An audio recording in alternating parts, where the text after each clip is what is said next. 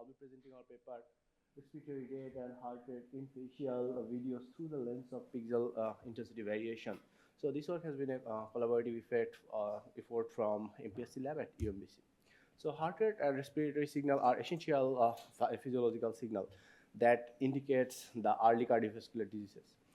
Recent developments have shown that stable facial videos recorded using standard cameras can enable both non-invasive estimation of these viral videos. This opens up the door of widespread contact-free heart rate estimation and respiratory estimation. Interestingly, both respiratory and heart signal are embedded within the same facial videos, but most of the work only focus on heart rate or respiratory rate separately. So this raises a research question that how they are both jointly encoded in a temporal pixel variation of this facial video. Our goal is to explore the joint encoding and understanding the effect from pixel intensity variation. Heart rate causes blood volumetric variation in facial skin, which affect the skin light conductance and create a subtle light intensity change. Respiratory, on the other hand, leads to head shift that we can physically see, and the camera can capture this movement. Assuming stable lighting, we focus on separate and analyze these two signals from single facial videos. So here you see the encoding mechanism of heart rate. We investigate the simultaneous presence and encoding of heart and respiratory signal in a temporal pixel intensity variation. Specifically, we explored the location, the encoding mechanism, and how to extract them robustly. We propose a unified signal modeling to capture both heart activities and respiratory activities in facial videos, linking them to image gradient and signal quality. Our approach enhances explainability by connecting pixel dynamics to physiological signals. We also perform comprehensive analysis considering factors like spatial and temporal resolution, color, space, artifact source. This insight looks into the robustness of estimating signal. Finally, we validate our framework using 3 public datasets and multiple data modalities. We also open source our toolbox to support further research. Here we present the joint signal modeling combining respiratory and cardiac signal pixel intensity. Respiratory motion cause time-dependent shift in pixel intensity, while cardiac activity cause additive variation in form of diffusion signals. So these two can be seen as impact of signal shift and additive signal with the original facial videos. So we model the total pixel intensity variation in 2D, and we do some simplification by using Taylor's first order and removing noise. Also, we do uniform estimation, uniform assumption, which is somewhat valid for a local region. Our joint signal model using the first order Taylor expansion aligned with the Schaeffer's dichromatic model, an extension of well-accepted RPPG model.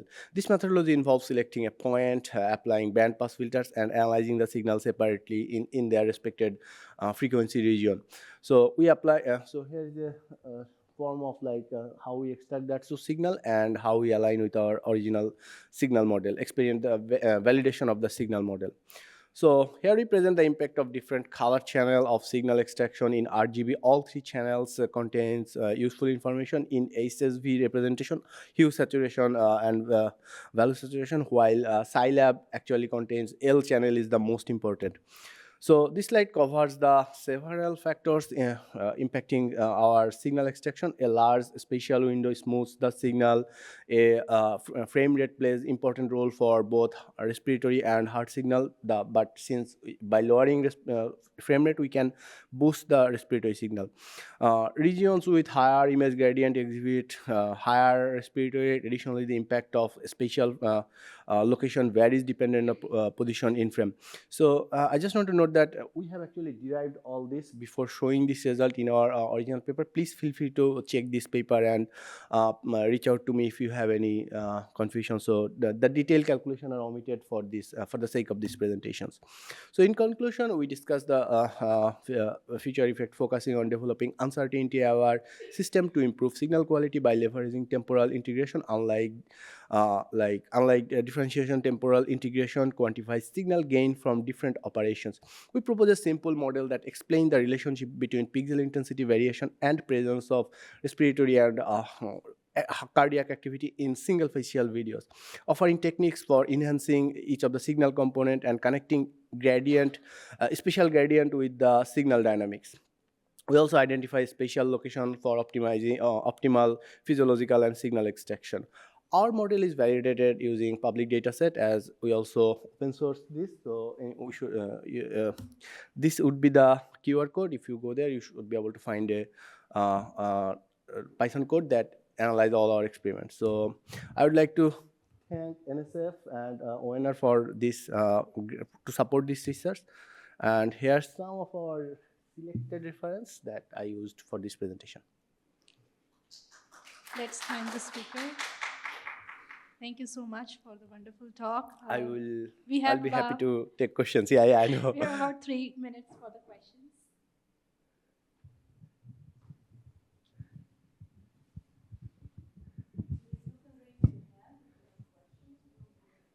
Yeah, I'll go personally, like who I can take the microphone.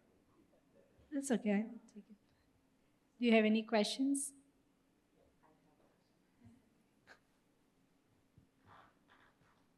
Thank you so much for this absolutely wonderful presentation, very exciting work. So what's next for you? What are your next exciting steps? So that's a great point. So basically we have figured out that where is the figure location, where is the facial most signal contained. So now the typical signal doesn't assumes that in every pixel has the similar location. So we want to localize that location. For example, we are currently exploring foundation model like segment anything model to find that region. So let's say we know that where there is more image gradient, there is more signal in both of cases. So we can find the image region near the nose or other pixel region. So basically we just take a derivative. So now the second step is that now we have a face where we know that there is more gradient. So the model, whatever is extracting those signal, should be focusing on that region. So we want to make it interpretable system, that our system will focus on the region where there is more signal. So this paper actually gives us a intuitive and like mathematical framework where is the more signal. So we have actually taken a specific point that since our model is saying where there is gradient, there is more signal. So like using that simplification equation, so that is valid. So we showed that this model is valid for extracting heart rate and frequency rate. So you can see this one component delta R. So this is heart rate, which is multiplied by special derivative of the original phase. So wherever this fx is higher, the delta R multiplied by gradient of fx is higher. So we get that component. So if fx is low, delta fx is 0, then we don't get any respiratory signal. So that is one thing. And so now if we want to get heart rate, so we just want to avoid that region because respiratory dominates that. So yeah, that's the future plan. Wonderful, sounds exciting. Thank you. Thanks again.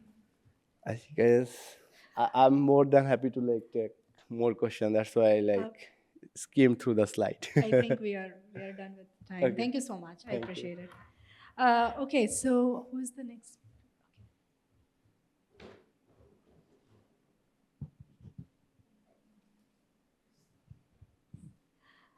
So our next speaker is Mohammad Zubair Hussain Farooq, and the title of the paper is Deep Learning-Based Multi-Class Model in WSIS, Vision Transformer for Distinguishing Cancer, Tumor, Mitosis, Red Blood Cells, and Chorioexis.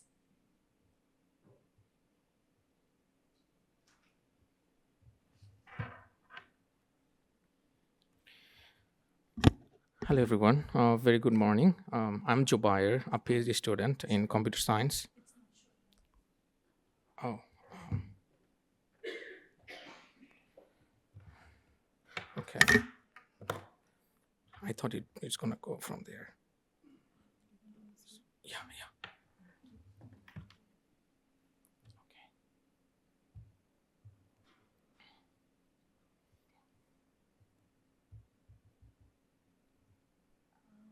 Can we have some technical help?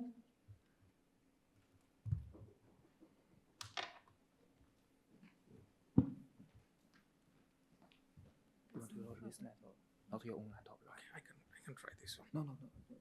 Can you use this one? Yeah, Okay, yeah, can you use this one? Yeah, you can. it's not showing up there. That's what I'm saying. Not sure. Yeah, wait a second. Okay, there you go. Okay. All right, thanks. So I'll start the timer.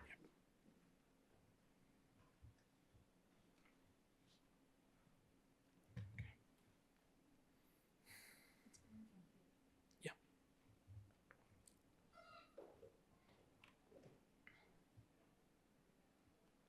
Should I start? Yeah. All right. Hello, everyone. Good morning. I'm Jubair Hussain, a PhD student in computer science at New York Institute of Technology. So today I'm going to present our one of our research paper on the title is Deep Learning-Based Multi-Class Model Using Vision Transformer for Analysis of Whole Slide Images, which we call WSI. So in this presentation, I'm going to walk you through our motivation background on neuroblastoma, which is a tumor, and the data set we collected, as well as the pre-processing pipeline, model architecture, and we'll present some results.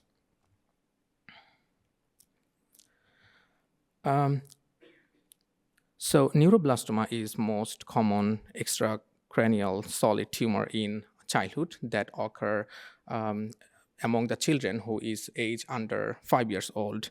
It originates from neural crest progenitor cells and can rise anywhere along the sympathetic nervous system. So diagnosis and stratification risk in neuroblastoma patients relies on a couple of things. One is histological and molecular markers such as MYC and amplification, as well as the mitosis karyoresis index. However, there are manual interpretation that need to go through, and it is really time consuming, and it is also prone to inter-observer variability. As a result, I think if we can utilize the AI approaches such as deep learning models, that would help the pathologists to classify and predict the tumor cells.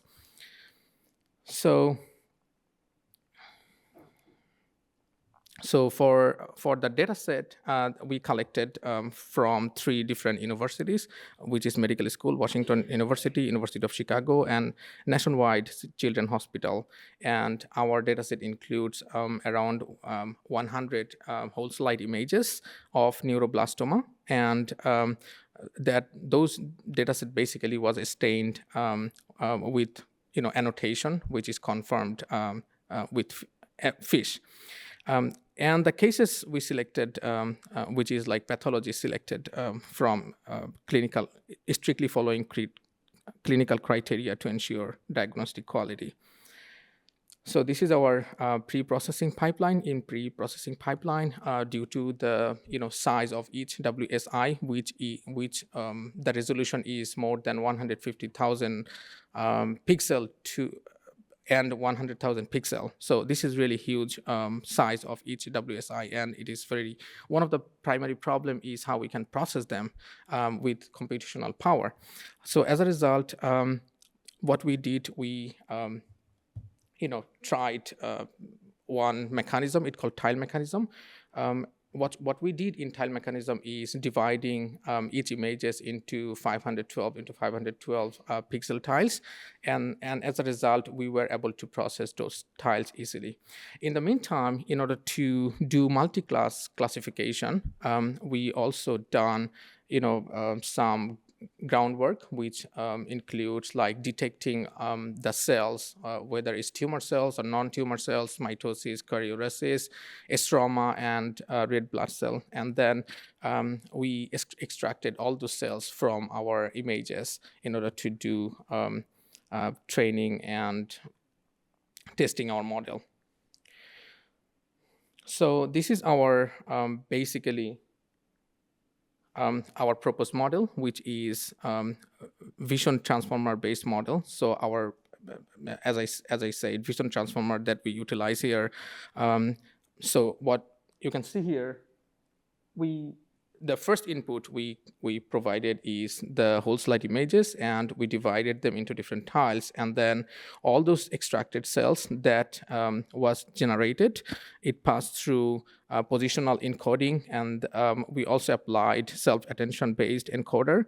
As a result, we was able to achieve the extracted cell to classify in different kind of cell, whether it's tumor, mitosis, or karyoresis. And in order to check our model's performance, we also utilized other CNN-based model like ResNet 50. So this is the architecture of our CNN-based model. So, after training, we got our result. So this is the comparison of our result, which is on the left, we have ResNet-based model, and on the right, we have VIT-based model. So for VIT, we have we achieved 90% accuracy in order to classify tumor, and with ResNet, we achieved 79% accuracy in order to classify the tumors. So this is the confusion matrix. So you can see here. So there are misclassification that occurred. So for karyoresis, total misclassification was 111 cells, and for tumor, the mitosis was 35, and neuropil was 9. So the primary observation we found, like high accuracy, we achieved for stroma, and then the red blood cell, which is you see the classes there, 1,926. So for this model, when we try to utilize our own compiled data set rather than public data set, we have different limitation. One of the limitation is we can say like there are little data imbalance, particularly underrepresentation of immune cell. It also, as a result, it may affect little class performance. And second of all, the model could benefit from hyperparameter optimization that we did. And for the future, I think we are doing a couple of things. One of the thing is we are trying to make our data set more comprehensive, and it takes time. That's what we are working on. And second of all, we are also trying to explore how we could overcome the limitation for the computational performance. And that's why we are trying to utilize quantum machine learning model. We already have a paper on it. We submitted to a conference. Yeah, so if you have any questions, feel free to ask. Let's thank the speaker. Thank you so much for sharing your exciting work. Do you have any questions? I can bring the mic. Anyone? Okay, I have a question for you. So in your initial slides, you mentioned something about handling missing values. What was your approach like for that? Sorry? Handling the missing values? We try to remove the missing values from there. Okay, okay, removing was okay, sure. Thank you. Any other questions? Okay, If you have any questions later, you could reach out to me. This is my email address. Okay, there you go. So I'll happy to answer. Thank you. Thank you.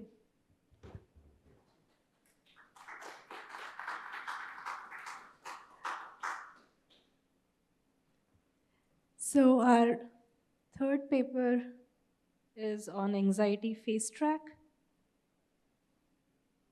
Do we have Nilesh Sahu?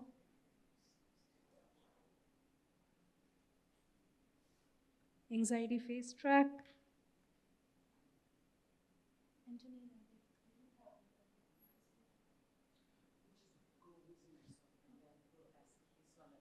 Okay, sure. Thanks. So I would like to invite Shudong Liu. And the paper title is Background. I hope I'm pronouncing it right. parenchymal uptake classification using deep transfer learning on digital mammograms. Thank you. Let's keep No, it probably 8 not. plus 2, Yeah. yeah. Thank you. It doesn't show here. Oh, now it shows. Okay.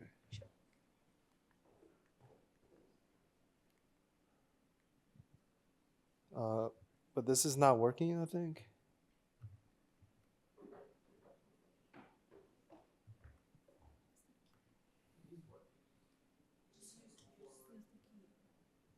Yeah, see.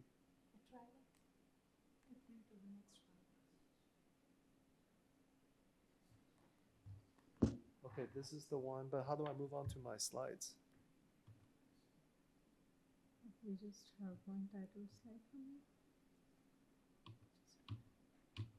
Yeah. Yeah, this is all. Well, this is not even the correct format.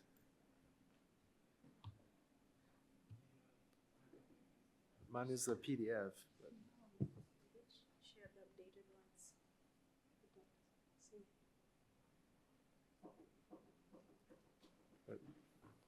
Mine is different. This is the title of my paper, but this is not my slides. Oh yes. Yeah.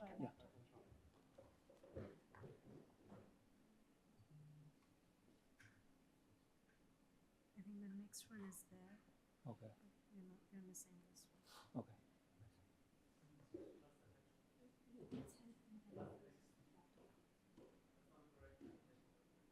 Okay.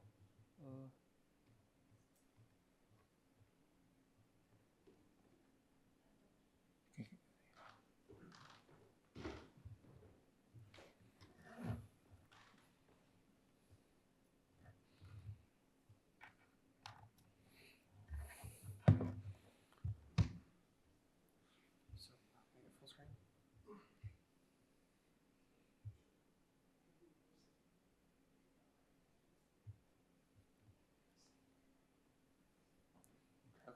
Okay, this is good. Yeah. All right, thank you. I think it's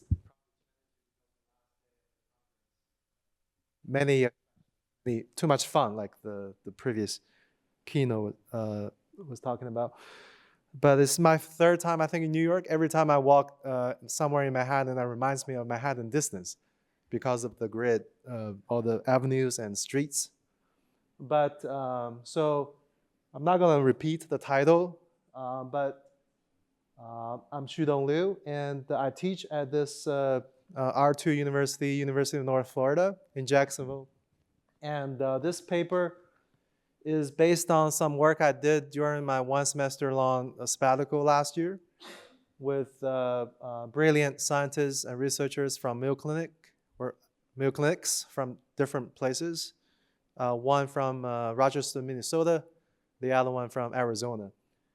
And they're great radiologists and scientists. So this topic, I get interested into this project and working with them because it's about breast cancer, and it's about trying to use AI to predict some biomarkers, and so it's a pretty challenging problem we're trying to solve. This thing called BPU, background parenchymal uptake. So I'm going to just show the example here. Now you see the two rows on the second row, on the bottom. These are the very popular something called digital mammograms, right? Those are the X-ray images, and patients who's kind of suspicious of having some problem with the breasts, they can go and get the digital mammograms fairly easily and early on. And from those X-ray images on the bottom, you can see each one from the left to the right. There are some sort of bright pixels, right? And then there are some dark pixels.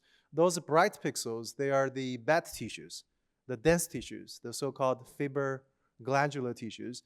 And the more those tissues are, those white parts, the more density, higher density that breast will have. And that can lead to eventually breast cancer.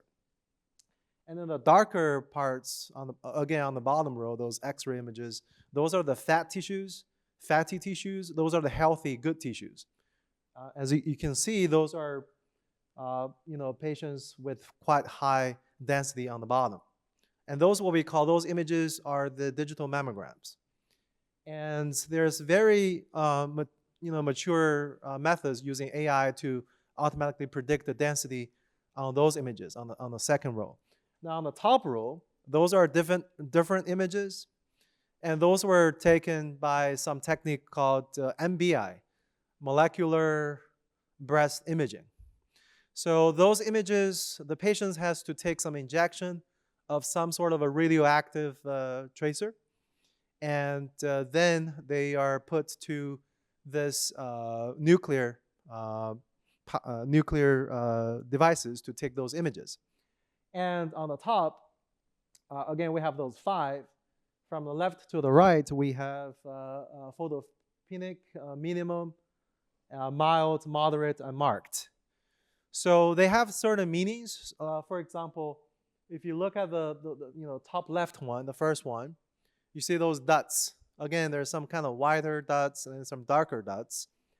And this BPU, specifically this BPU uptake, is about how the bad tissues react to the tracer compared to the fatty tissue. Now the one on the top left, you see and then it's the same patient, right? Top left and top bottom left, the same patient.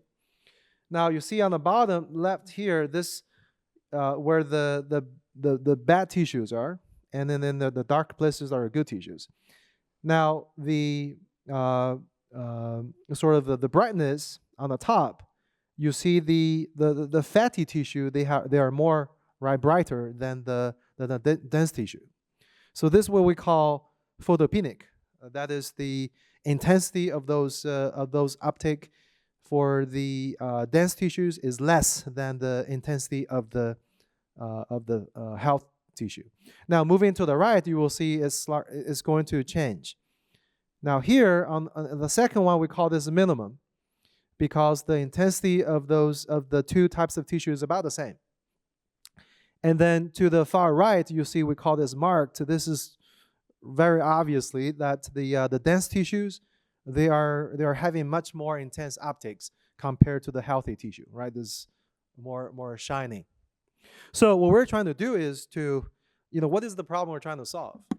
We want to, because this BPU biomarker turns out to be even a more important risk factor to detect the breast cancer. But the problem is patients who will actually do the MBI, the test to get those images, usually they are late in the process, right? So that's not good. We want to utilize BPU biomarker as soon as possible. So perhaps we can maybe utilize AI to detect certain features from the digital mammograms on the bottom to predict the BPU, which is the biomarker from the MBI images on the top. So we're trying to do that cross-validation. So that turns out to be, at least to the best of our knowledge, something new that nobody that we can search on Google Scholar, for example, to see if people have done this before. So we're trying to do this, again, using the digital mammograms, which patients do early on, very early stage, to predict BPU marker, those 5 classes.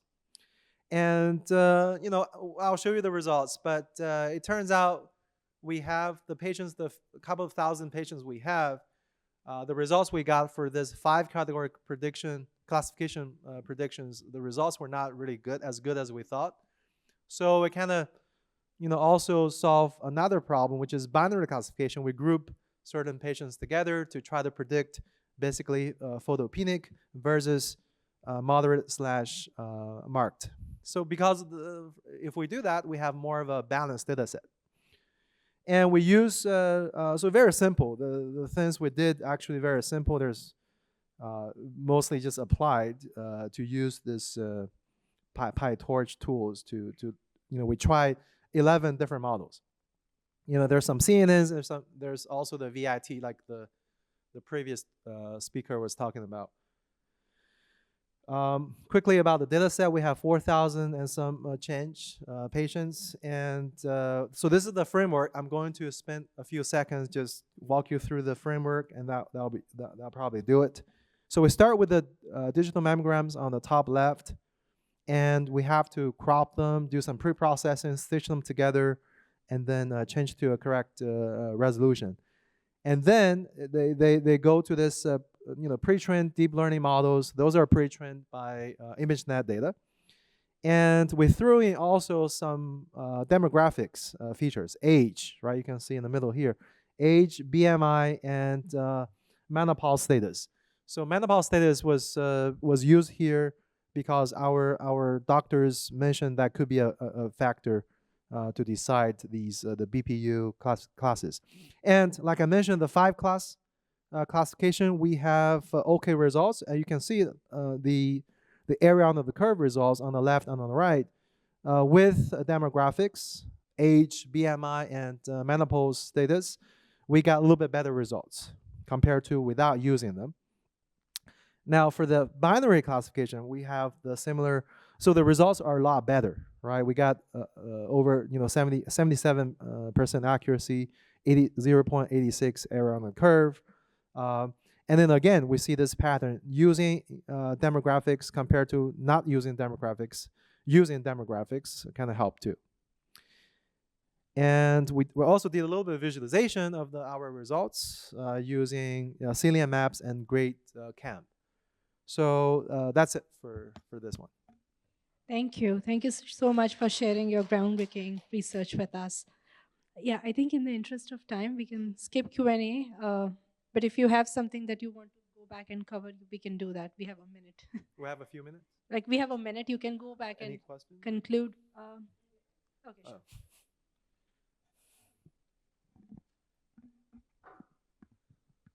A truly wonderful presentation. Thank you. So you did this as your sabbatical, right? So have you taken your experiences in this project and this research area back to your institution? Oh, yes, very good question. Actually, I had to put something like that in my sabbatical application. This is still a continual work. We submitted obviously as a short paper, so we want to do more about it.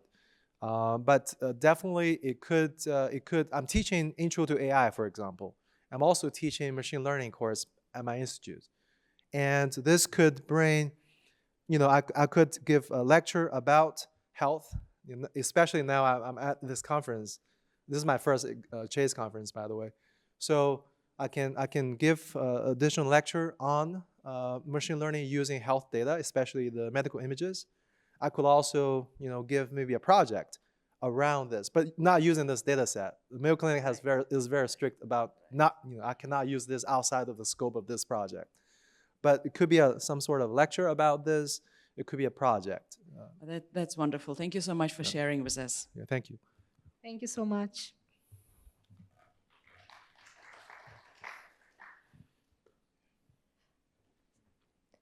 So our next speaker is Konstantinos Georgiou, and the paper title is Trustworthy AI for Early Dementia Detection, Robust Feature Masking, and Clinical Interpretability.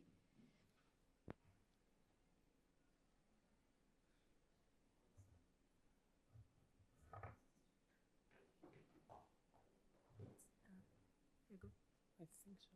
Just use this.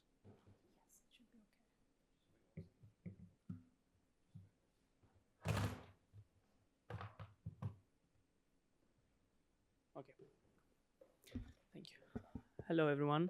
My name is Konstantinos. I'm a PhD student at the University of Tennessee. And today I will talk to you about a random feature masking method that can improve the robustness and the interpretability of machine learning models when trying to predict early dementia. So the background of this work is that dementia interventions are most effective when you're able to detect issues on the patients early in order to treat them and improve the reduce the cognitive decline early. And also electronic health records often lack important measurements, or the data are very noisy. The problem is that when trying to apply time series based models on real life scenarios, and you have missing data, those models often rely on a few important features, so they are not able to perform well in such scenarios. So models like BERT in NLP or MAE in computer vision have been proven to work well with masking methods, especially in self-supervised scenarios. So the idea is that we wanted to apply a similar method, but in a supervised way for dementia detection. The data set that we have is called Women's Health Initiative Memory Study. It's an old study from 1997. Includes postmenopausal women age 65 or more, they have different measurements across different time visits, and the total features that we can use are 60. They are cognitive tests, demographic information, or limited clinical signs. And the prediction target that we're interested in this case is the dementia assessment, which can be no dementia, MCI, or probable dementia. The main issue with this data set is that it has 97% missing labels, so it's very challenging, and also a lot of missing features that are not easy to impute into the data set. So that's why we created two configurations. The first one doesn't include any label imputation. It has 1,592 sequences. Each of those sequences includes 60 features across 5 different time steps. And the second configuration, we apply label imputation and have 3,655 sequences. The imputation is mainly applied on the no dementia label in order to have reliable data. That's why the second configuration, even though has more time steps and more data, it's very biased towards the no dementia label. So for the test set, we only kept frozen a part of the original data set with no imputation in order to have a fair comparison across the two models.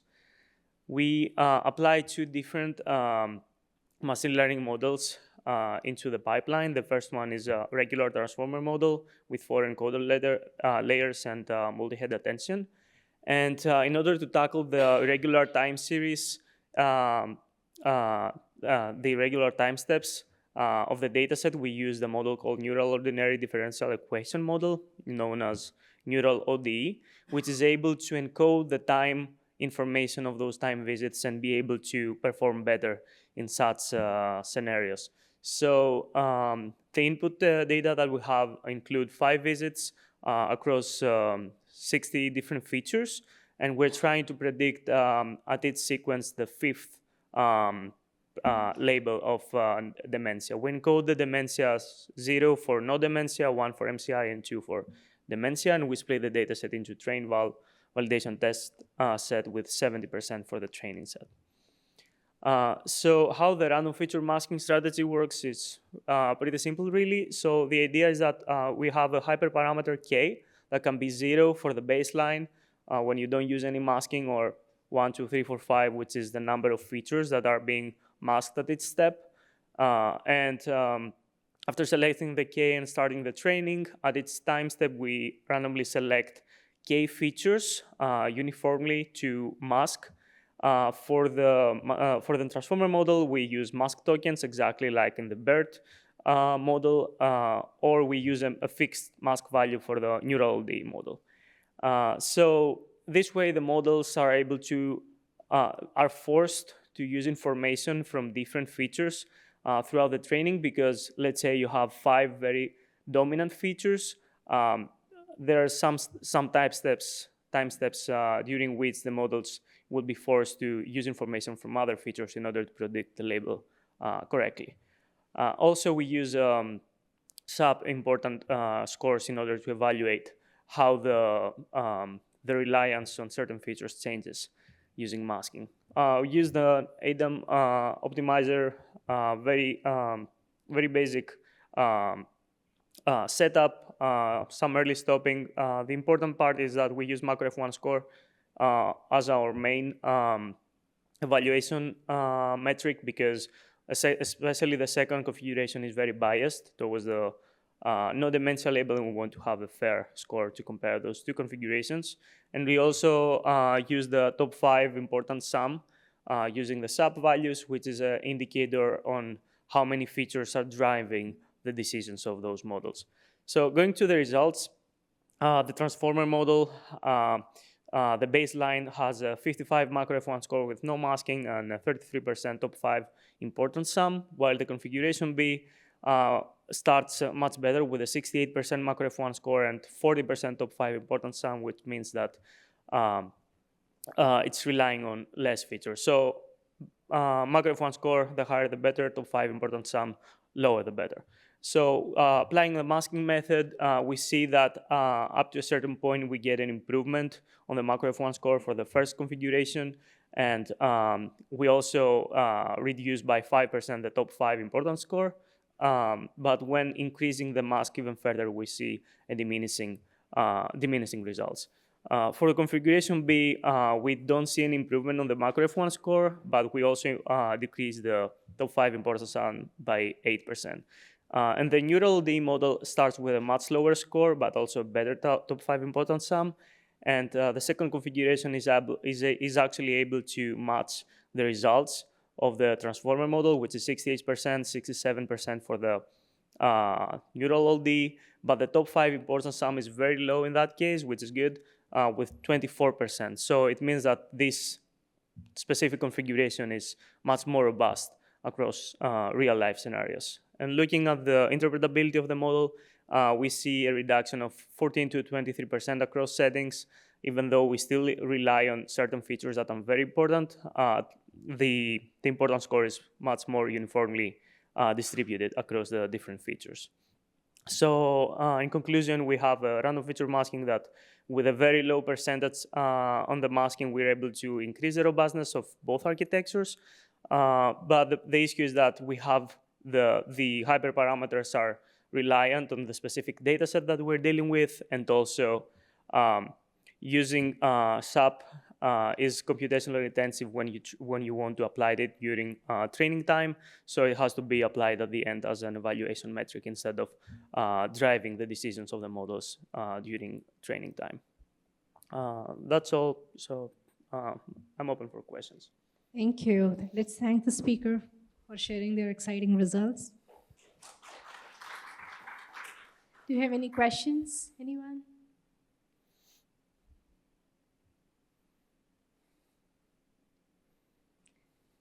Okay, I have one. Mm-hmm. So what is your future, like how do you envision to deploy this system in the future? Yeah, so because this dataset had many issues, I would be very interested to apply to larger scale datasets and see how it performs in other scenarios. Also, I really want to try using the SAP method during the training time in order to select the most important features at each iteration, and also it will be interpolated with a random function on top of it. So I want to drive the random masking using the importance score in order to see how it performs. That sounds great. I was about to ask you about the top feature importance. Thank you. Yeah, thank you. Thanks again.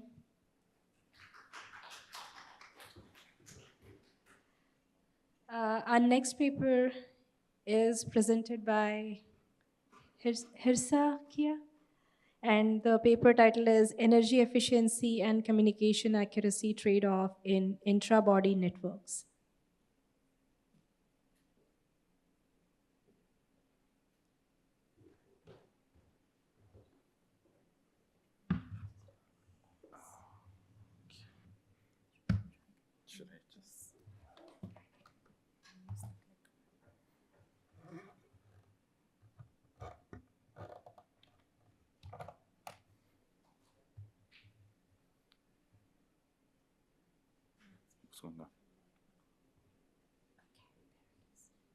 changed. Oh, okay. I think so. Does this?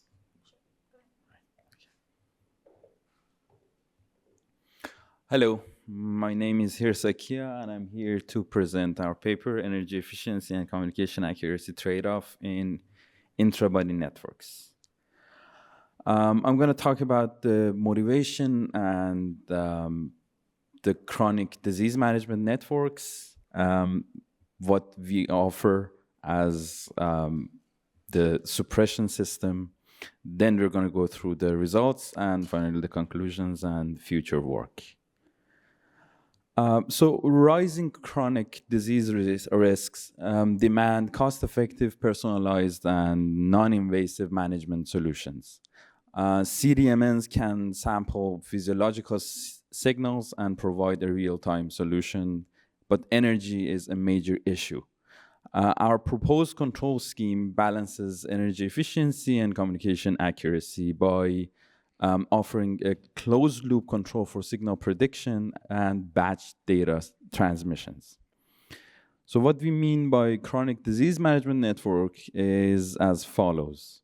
As you can see in the picture, we have sensors that are located at critical or affected areas, sampling the data, sending it to the hubs, which perform data aggregation and processing. The hubs then will send the data or the processed data into the OBN or on-body node, which is our central controller and energy provider, and can be is connected to the outside world by Wi-Fi or BLE. We assume at the moment that there is a global schedule shared between all the nodes, and the main issue is that the intra-body communication is energy intensive. So our method is as follows. There is a simple idea behind it. There is a transmitter side, which typically is the sensor. The data being sampled at the sensor is transmitted only if the change in successive samples exceeds a certain threshold. On the receive side, we have a Kalman filter that tries to predict the same sample, and by receiving the data, we create this prediction error. If that error exceeds tolerance, it updates the threshold, and the transmitter side is updated. We also do forced transmissions if too many messages are being suppressed. So our idea is adaptively raising the threshold to reduce the communication while maintaining accuracy. And that's the basic idea of the algorithm. As the simulation configuration, we are considering 4 sensors and 2 hubs. BVP and IBI were obtained from publicly available data sets. We normalized them, and the analysis focuses on 1-hour runs. As performance metrics, we considered accuracy, 100 times 1 minus RMSE, and MAE.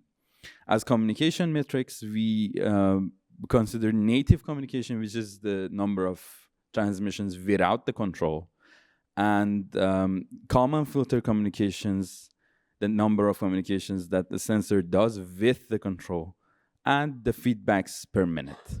We also did the perturbation testing, which is to test the Kalman filter adaptability by doubling the signal at 15 minutes and having it at 40 minutes.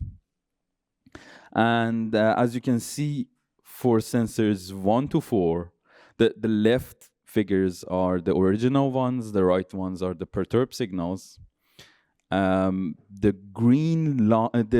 red line is the actual values, and the blue line is the predicted value. And as you can see, the blue line does a pretty good job of tracking down the red line.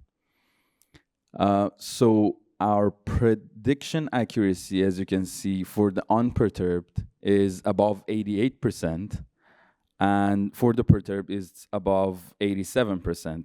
And most importantly, we are saving a lot. So for the unperturbed, we are saving above 25%, so preventing at least 25% of unnecessary communications. And for the perturbed case, it's above 29%, even going to 51%. And this is the threshold history, and as you can see, the threshold converges to a certain value. Sensor 1 is omitted because sensor 1 actually was updated once and it didn't change at all. We did the same idea for a couple of other ideas. So instead of online threshold tuning, we did the online version, then averaged it out to obtain an offline version.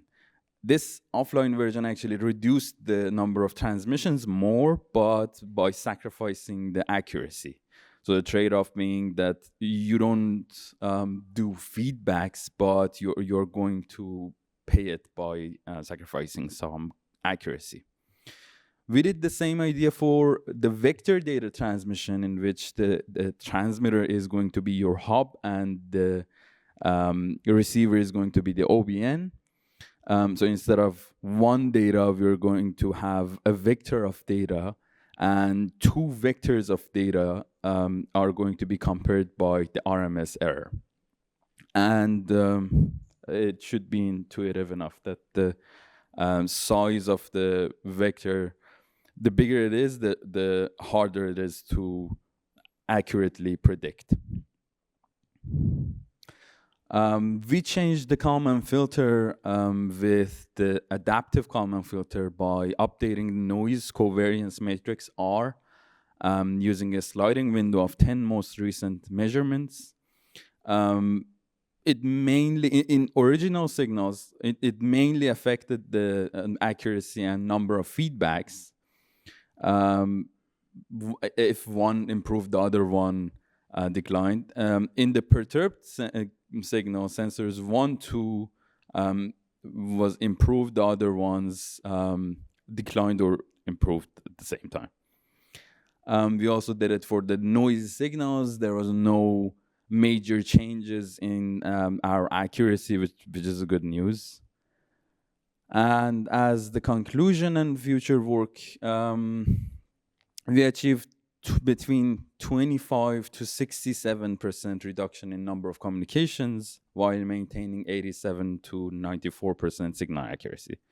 In future, we are working on network architecture optimization, so thresholding based on the amount of energy that the system has, and also automatically adjusting the hyperparameters using methods like RL.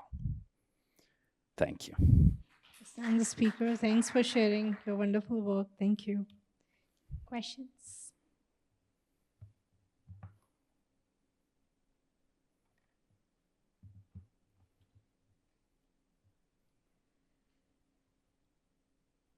Okay. Hi, thanks for the presentation. Actually, I'm curious to hear how you decided to use Kalman filters for that problem. So the main reason is that the nodes that you have, the hubs that you have, they're inside your body, right? Mm-hmm. So the whole system is inside except for the OBN, which we actually talk about a smartwatch, right? So the amount of energy that they have, it's pretty small. Anything other than methods like Kalman filter is going to cost you a lot of energy. So it's ideal to use something like deep learning, but not when you don't have too much to spend, right? That is why we went with something like Kalman filtering. There are some other ideas that we would want to venture, something like distilling, so that you can, if you can have a great deep learning model and you can make it very, very small, maybe then you can just replace the Kalman filter with something better. Thank you. Yeah, that's a very good idea. Yeah. Thank you so much. Yeah. Just a brief announcement. Is the speaker for UnisegNet here? Short paper on UnisegNet? False alarm. Thank you. Thanks for checking. Okay, our next paper is the last one for this session, is being presented by Honglu Lee. And the title of the paper is Mobile App-Based Study of Driving Behaviors Under the Influence of Cannabis.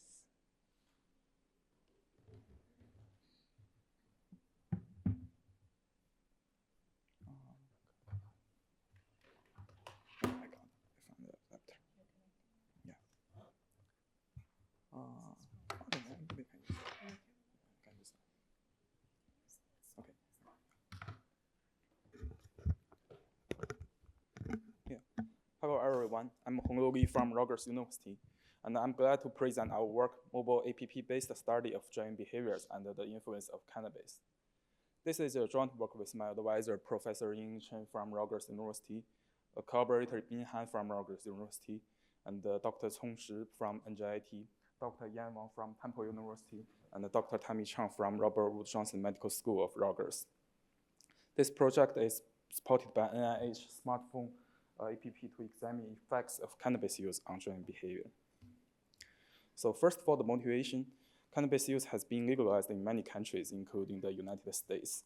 Despite its benefits, the compound THC can have a lot of potential to impair the key factors in safe driving, to causing some impairments such as the reduced attention, the alerted perception of distance at time, and also slower reaction times. So this can increase the risks of being involved in a car accident.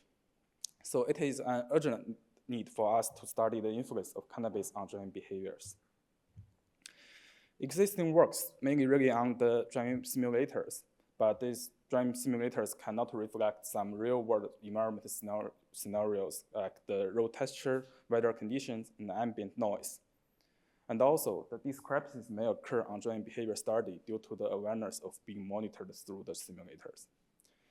And also, there are some researchers shifting to the on-road test, but this research still requires the dedicated sensors, such as the cameras and optical devices, as shown in the second figure. This can increase the complexity and the cost of the experiments greatly.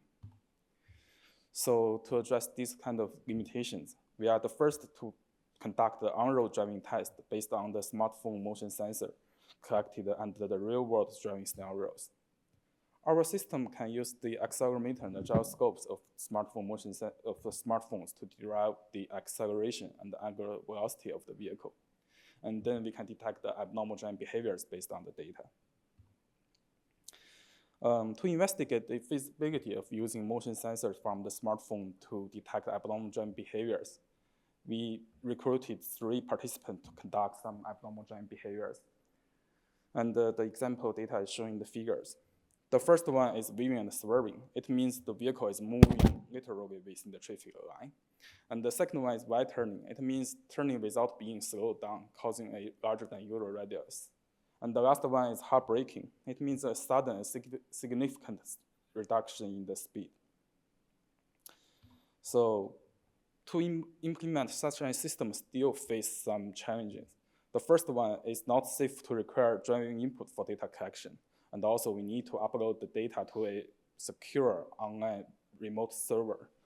And also we need to, in the data processing, we need to detect the, we need to detect and segment the continuous motion sensor data into multiple separate driving behaviors.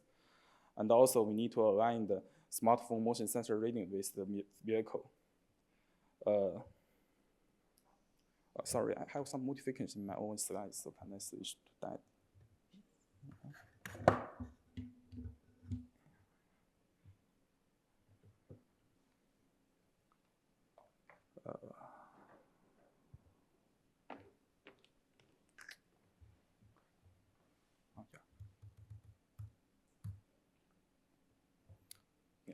And also, sorry for the interruption.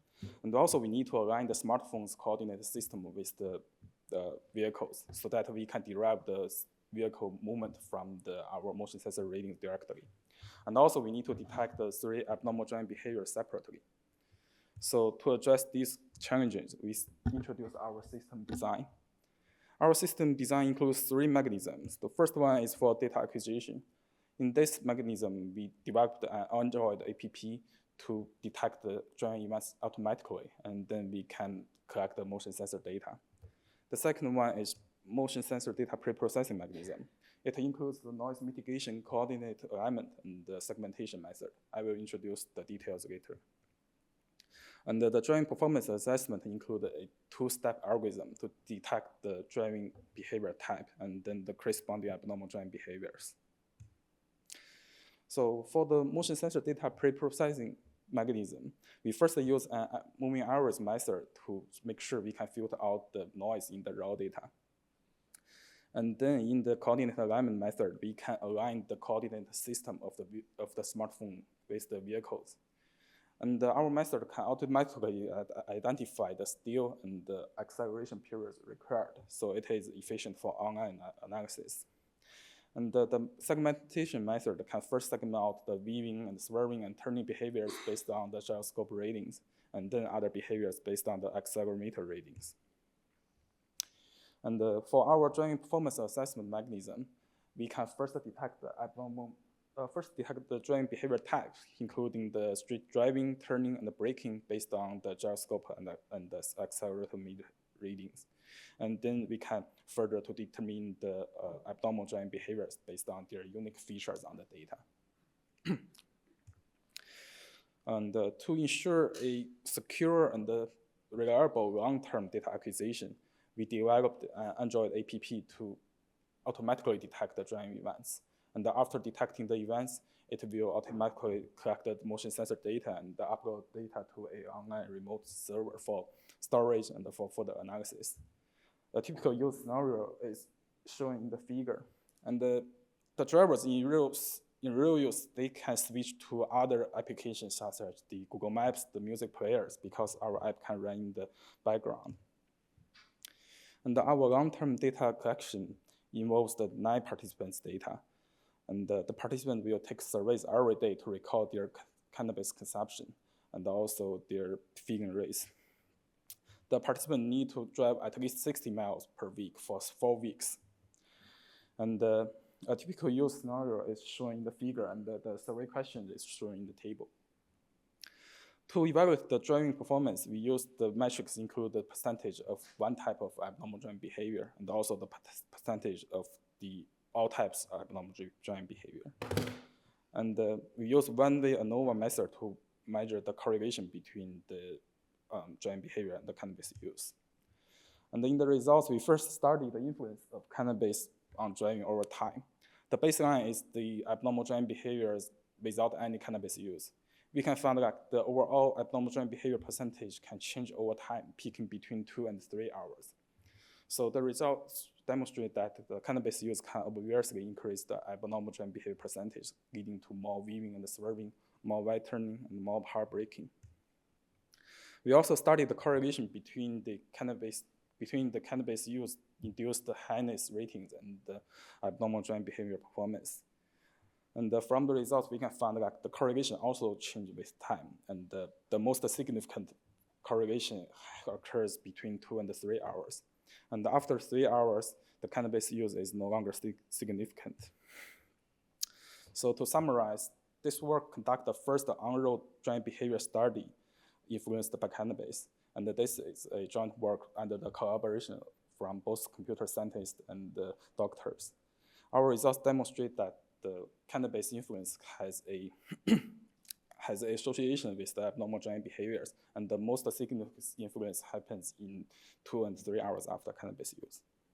Yeah, thank you very much for your listening. Let's thank the speaker. Thank you so much for your impressive work. Let's thank the speaker. I have a couple questions. Yeah. This is very interesting work. So if you're using your results and make some policy recommendations to to hospital or to the transportation department, would you say okay, if you're taking cannabis, then you're not supposed to drive between, for this amount of time? Is something like that, can be done? Yeah, it is under the approval of the RRB. We recruit some participants. They use some cannabis for medical use, and then they will use as their usual routines. Because, for example, they drive to work, they drive to home, and then during this time they will use our app to collect the driving data, so that we can analyze the correlation between the driving and the cannabis use. Okay. Well, then does the hour, so 2 to 3 hours, that's when they peak, right? Yeah. And then it starts to come down. Yeah. The behavior. So does it have anything to do with the dose too? Yeah. The amount of the dose. So here with the under the comment from the doctors, we use the highness ratings in this page to reflect the dose of the cannabis use. So they all have the same amount. Yeah. But if they take more, then this won't be 2 to 3 hours, maybe 5 to 6 hours. It means like in 2 to 3 hours, the dose has the most significant impact on cannabis use. So that means if you are using more cannabis, obviously the percentage will also increase. Okay. Yeah. All right. Yeah, thank you. Thank you. Thank you.